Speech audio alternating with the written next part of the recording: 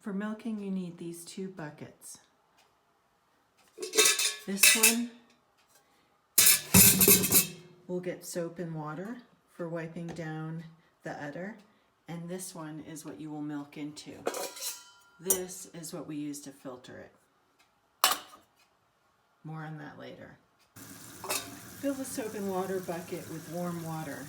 The water coming out of the tap is going to be cold at first. Try to capture it with this so that we can use it for plants. Once the water is running warm, you can pour this water into here and then fill this halfway with water. Grab a rag. You're over here by the washing machine in the top drawer.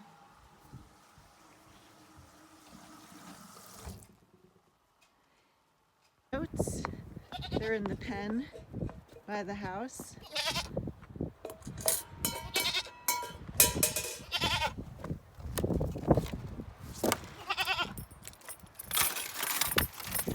They know where to go. Goats. Fia, the brown one, is the one you're going to milk, and then Jack is her buddy, and he just hangs out. They're not going to run away. They want to be around people.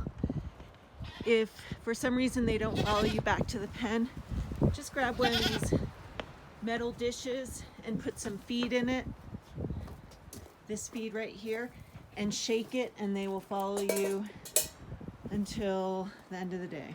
Scoop of the feed in this mess separate from the milking stand, and he'll sit there and eat and not bother you. Fia will jump up into the stand. Come on, girl. Good girl. Good girl.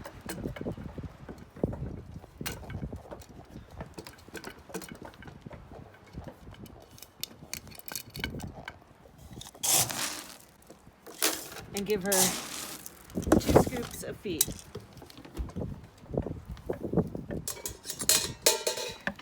Then you need to wipe down her udder with the warm water. And you wipe all around the udder. All the way back here.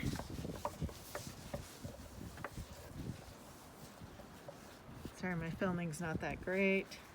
And especially around her teats, make sure there's no food or hay, not food, but dirt or hay hanging around on her udder. And then you give her udders a squeeze or 2 to just clean out the, relieve the stuff that's been sitting there for a little bit. Make sure that it's running clean, and wipe the orifice. Give it one more wipe. And then right here on the stand is a dish towel. I dry my hands and her teats, or else it's just slippery and it's hard to milk. Then you have to put the bucket, slip it under her teats. And the way to milk is you gotta close off the top of her teat using your thumb and forefinger, and then use the rest of your fingers to squeeze out the milk.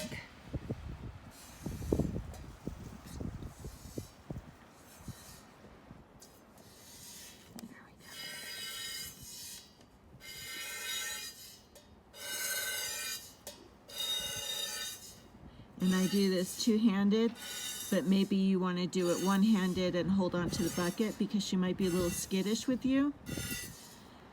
Key to making sure she's not skittish is don't give her food until you're ready to work on her.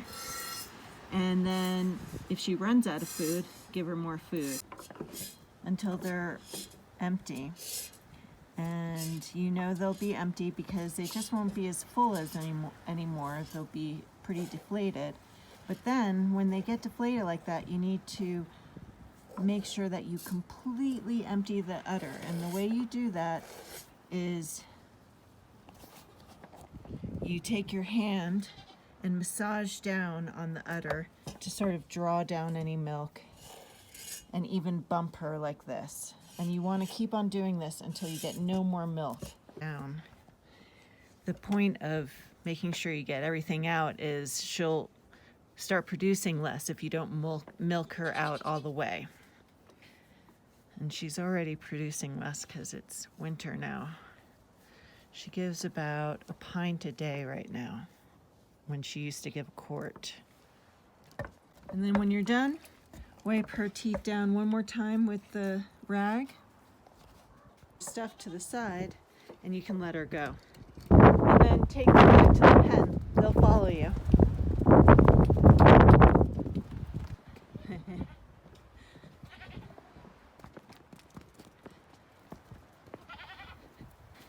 This is where you'll put their food by the tree here. It's gonna snow. So another place you can put their hay is in the manger over here.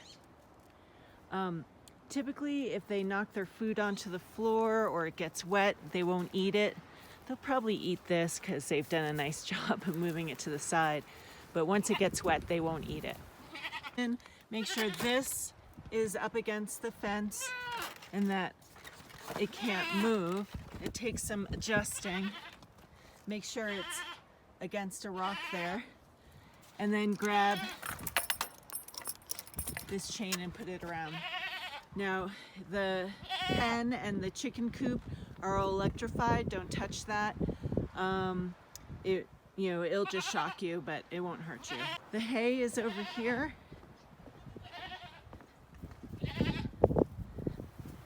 And I'm gonna, and there's more hay down by the chickens covered in a tarp or in the shed by the chickens. It's easier to get the stuff that's in the, right next to the chicken coop rather than in the shed. This is also an electric fence, but it's not on, so you can touch it and climb over it. I'm gonna go ahead and load up the manger before I leave. That's how you open this. You got to move this rock, but be sure to put it back because Jack sometimes pushes out and then gets stuck out here, and then he won't be able to get any food or water. This is their water. It's frozen now from last night. You just kick it and pull the ice out of it if you can. And it fills automatically from above, although the hose might be frozen now. But that should be plenty of water for them for a few days. Plenty of hay here. They usually eat something, a flake about like this a day. It's cold out, so maybe I'll put some more and put some more in there. I move this under the shade here so it doesn't get wet. Finally, the milk has to be filtered. You'll see that there's some hair and maybe some dust in there. That's totally normal. And we're gonna filter it away. First, I wash my hands. One of these jars, make sure it's reasonably clean. Sometimes the dishwasher doesn't do a good job. That looks good. Put that there, and then second drawer down are these milk filters. Fold it in half, and then just a little bit, fold over again, and then open up and stick in here. And if you smush it down in there, it stays. And pour it in.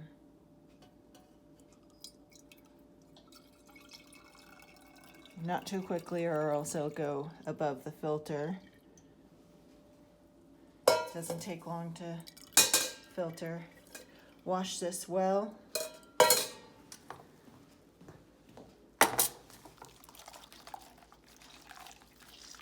Pour the old soapy water in here for the plants. Rinse this. And then you can put it up there and you'll be done. Throw the milk filter away into the garbage. Wash this and put it on top of there. And then finally, cover the milk with one of these lids, which you find up here in there. And you can take that for yourself. You might want to use a smaller jar, or stick it in the freezer to freeze. I'll move a lot of this milk out of here before you get here, so there'll be plenty of room.